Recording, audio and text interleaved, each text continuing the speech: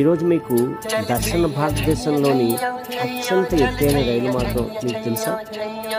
తెలిస్తే ఎస్ అని చెప్పండి.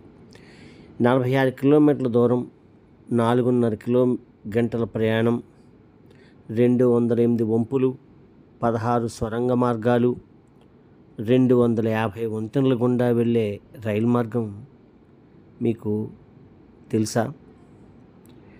అదే ఉదకమండలం అంటే ఊటీ నుండి మెట్టుపాలెం అంటే కోయంబత్తూరు సమీపంగా వెళ్ళే రైలు మార్గమే ఈ రైలు మార్గం. ఈ రైలు మార్గంలో వెళ్తుంటే చాలా అందమైనటువంటి సన్నివేశాలని చూడొచ్చు. ఈ రైలు మార్గంలోంచి వెళ్తూ ఉంటే మనకి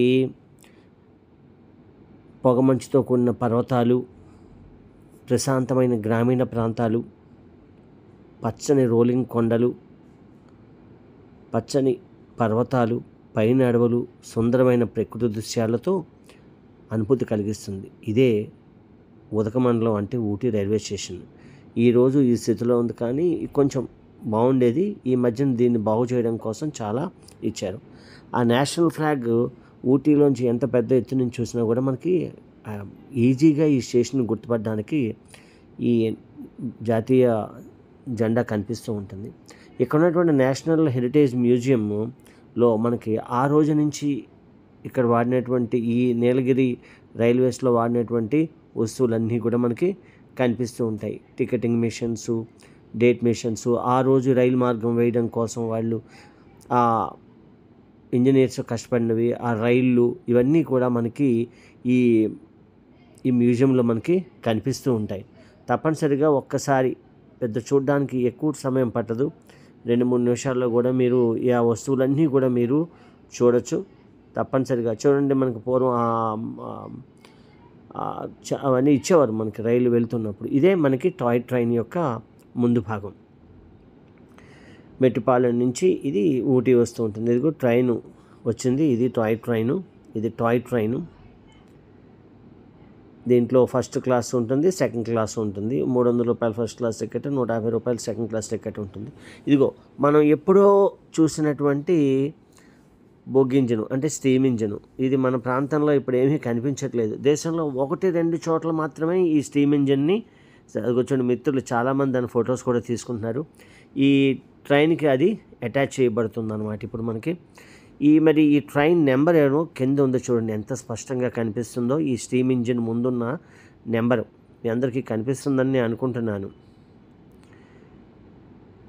స్టీమ్ ఇంజిన్ వస్తుంది, చుక్ రైలు వస్తుంది, దూరం జరగండి అని మనం చిన్నప్పుడు పిల్లలకి పాఠాలు చెప్పేటప్పుడు మనం చెప్తూ ఉంటాం అన్నమాట ఈ ట్రైన్ గురించి.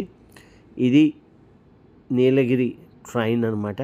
మరి ఈ నీలగిరి నుంచి మెట్టుపాలెం వెళ్ళే ఈ ట్రైన్కి ఒక పేరు ఉందండో.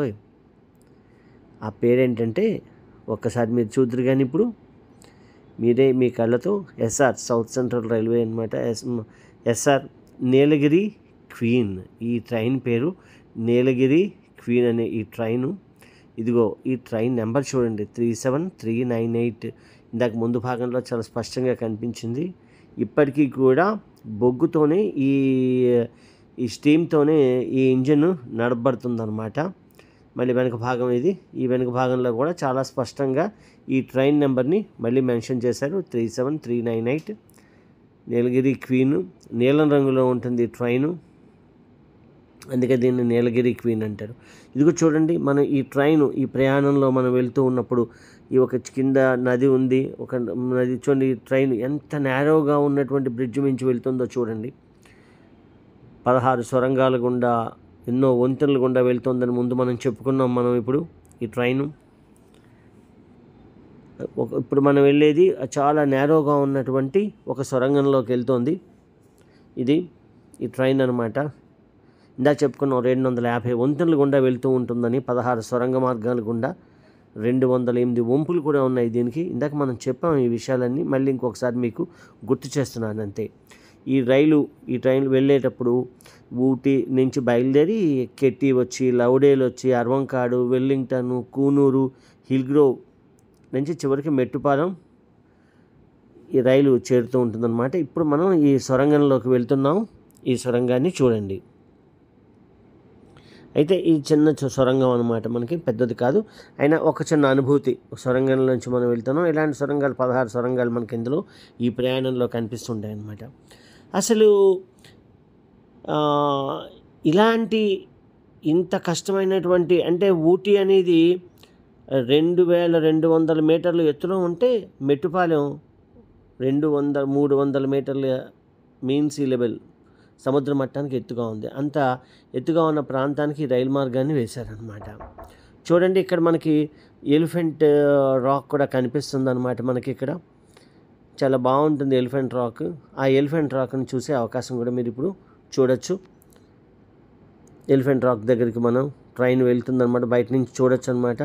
ఈ పైన్ ట్రీస్ ఇందాకే చెప్పుకున్నాం అనమాట, మనం రోలింగ్ మౌంటైన్స్ అంటాం. నీలగిరిలో అద్భుతమైనటువంటి పచ్చదనంతో ఉన్నటువంటి మౌంటైన్స్, అదిగో ఎలిఫెంట్ మౌంటైన్ అంటారు దీన్ని. కొంచెం మనకి అడ్డు వచ్చింది కానీ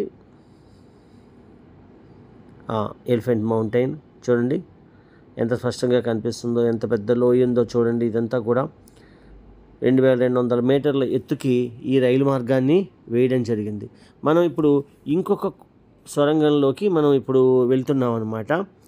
ఈ సొరంగ మార్గంలోకి మనం వెళ్తున్నాం అనమాట. అలాగే ఇదొక రైల్వే స్టేషను, కోనూరు దగ్గరికి వస్తున్నటువంటి రైల్వే స్టేషన్ అనమాట. చూడండి, ఒక రివలెట్ ఉంది ఇక్కడ మనకి. ఇక్కడ కూడా మనకి కోనూరులోను అక్కడ కూడా చాలా ఎక్కువ ట్రీ ప్లాంటేషన్ కూడా బాగా జరుగుతూ ఉంటుందన్నమాట. ఇక్కడ మనకి చాలా చక్కనైనటువంటి, చాలా అందమైనటువంటి ప్రకృతి. చూడండి, పైన్ ట్రీస్. అసలు ఈ ఈస్ట్ ఇండియా కంపెనీ అధికారులు, అంటే బ్రిటిష్ అధికారులకి ఇది ఒక వేసవి విడిదిగా ఉండడానికి పైన గుర్రాలతో వెళ్ళేవారనమాట పూర్వం ఈ కోయంబత్తూరు నుంచి. ఆ తర్వాత ఈ రైలు మార్గాన్ని వేయాలన్నటువంటి ఆలోచన వచ్చిందనమాట. ఫస్ట్ ముందుగా చూడండి, ఇక్కడ కాంటూర్ బెండింగ్లో, అంత ఎత్తులో కూడా ఈ కాంటూర్ బెండింగ్తో ఇక్కడ వ్యవసాయం కూడా చేస్తున్నారు. చాలా ఎత్తైన ప్రాంతంలో అనమాట మనకి ట్రీ ప్లాంటేషన్ ఉంటుంది. ఈ టాయ్ ట్రైన్ ఆలోచన మనకి 1854లోనే వచ్చినా కూడా, కానీ దీని ఆలోచనలో రావడానికి 40 సంవత్సరాలు పట్టిందనమాట. ఫస్ట్ టైం స్విస్ ఆవిష్కర్త రిగ్గన్ బ్యాచ్ అనే అతను 1899 నాటికి కూనూరు వరకు కూడా ఒక రైల్వే లైన్ని నిర్మించడం జరిగిందనమాట. అయితే ఆ తర్వాత 1899 నాటికి అయింది, కానీ అది పూర్తి అవ్వలేదు. అది పూర్తి అవ్వడానికి చాలా కాలం పట్టింది. ఇది 1908 నాటికి ఫెర్న్హిల్ అనే అతను ఈ కూనూరు నుంచి ఈ రైల్వే లైన్ని ఊటీ వరకు ఎక్స్టెండ్ చేశాడు. చూడండి, ఇందాక మనం ట్రీ ప్లాంటేషన్ చూసాం. మళ్ళీ మీకు ఇప్పుడు ఒకసారి ఈ ట్రీ ప్లాంటేషన్ చూడండి ఎంత స్పష్టంగా కనిపిస్తుందో పైన. ఒక అందమైనటువంటి ట్రీ ప్లాంటేషన్ చూడాలన్నా, ప్రకృతిని చూడాలన్నా కూడా మనకి ఈ టాయ్ ట్రైన్ ప్రయాణం ఒక మరపురానటువంటి ఒక అనుభూతిని కలిగిస్తుంటుంది. మన దేశంలో సుమారు ముఖ్యంగా 5 టాయ్ ట్రైన్స్ ఉన్నాయన్నమాట. అందులో ఉన్నటువంటి ఈ రైలు మార్గం ఒకటనమాట. సో 1908 నాటికి ఫెర్న్హిల్ ఈ రైలు మార్గాన్ని ఊటీ వరకు పూర్తి చేశాడనమాట. ఈ రైలు మార్గం ఏబిటి అంటే ఆల్టర్నేటివ్ బైటింగ్ సిస్టమ్ లేక రాక్ మరియు పీనియన్ సిస్టమ్ ద్వారా పనిచేస్తూ ఉంటుంది. ఈ వ్యవస్థలో రైలును లాగే పద్ధతి కూడా చాలా భిన్నంగా ఉంటుంది. ముందుగా దాన్ని స్టీమ్ ఇంజిన్తో ముందు దాన్ని తీసుకెళ్తారు కూనూరు దగ్గర, తర్వాత మళ్ళీ దీన్ని డీజిల్ ఇంజిన్కి ద్వారా దీన్ని మళ్ళీ లాగబడుతుంది అనమాట. ఈ విధంగా మనకి 2 ఉంటుంది. సో దేశం మొత్తం మీద మళ్ళీ ఇంకొక మన సొరంగ మార్గం గుండా వెళ్తున్నాం. చూడండి, ఈ సొరంగ మార్గం మళ్ళీ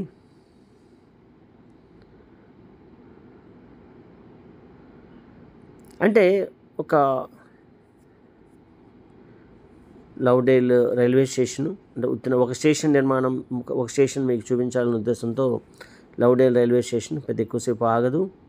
మళ్ళీ ఇంకో సొరంగ మార్గంలోకి వెళ్తున్నాం. ఈ ఒక్కసారి సొరంగ మార్గాన్ని మీరు చూడాలి. అంటే లోపల ఇంత మరి చీకట్లో ఉంటే ఎలాగా అని అనిపించవచ్చు అందరికీ కూడా. అప్పుడు లోపలికి గాలి రావడానికి కోసం ఒక ఏర్పాటు ఉంటుంది, దాన్ని ఎయిర్ వెంట్ అంటారు. మీకు ఇక్కడ ఈ ఎయిర్ వెంట్స్ని మీరు స్పష్టంగా కూడా చూడగలుగుతారనమాట. మధ్యలో మనకి చూడండి, ట్రైన్ అంతా చీకటిగా ఉంది, అదిగో ఎయిర్ వెంట్ కనిపిస్తుంది చూడండి. గాలి బయట లోపలికి రావడానికి, వెలుతురు లోపలికి రావడానికి అంటే ఈరోజు అయితే మనం లైట్స్ అన్నీ పెట్టగలిగాం, ఆ రోజు అవేమీ ఛాన్స్ లేదు కాబట్టి ఇప్పుడు 1908కు పూర్తయిపోయినటువంటి రైలు మార్గం కాబట్టి ఆ ఎయిర్ వెంట్స్ కూడా మీరు స్పష్టంగా చూడొచ్చు. అంటే 1908లో ఈ రైలు మార్గం పూర్తయింది. ఇప్పటికి ఈ 100 సంవత్సరాల పైన పూర్తయిపోయినటువంటి రైల్వే స్టేషన్‌ని యునెస్కో వాళ్ళు ఒక ప్రత్యేకతగా ఈ రైల్వే స్టేషన్‌ని, ఈ మార్గాన్ని కూడా ఒక హెరిటేజ్ మార్గంగా కూడా దీన్ని గుర్తించడం జరిగిందనమాట. చాలా చూడండి, మనకి పక్క నుంచి మనకి కాంటూర్ మనకి పడిపోకుండా దాన్ని బెండ్స్ అన్నీ పెట్టి దాన్ని కాపాడడం కూడా ఇచ్చేస్తున్నారు. ఎంత అందమైన ప్రకృతి! ఇంకొక రైల్వే స్టేషను. కాబట్టి ఒక అందమైనటువంటి ప్రయాణం కావాలనుకున్నట్టయితే మాత్రం ఊటీ నుంచి తప్పనిసరిగా మెట్పాలెం వెళ్ళడానికి, అంటే కోయంబత్తూరు చేరుకోవడానికి ఈ రైలు మార్గానిలో ప్రయాణించడం ఒక అద్భుతమైన అనుభూతి.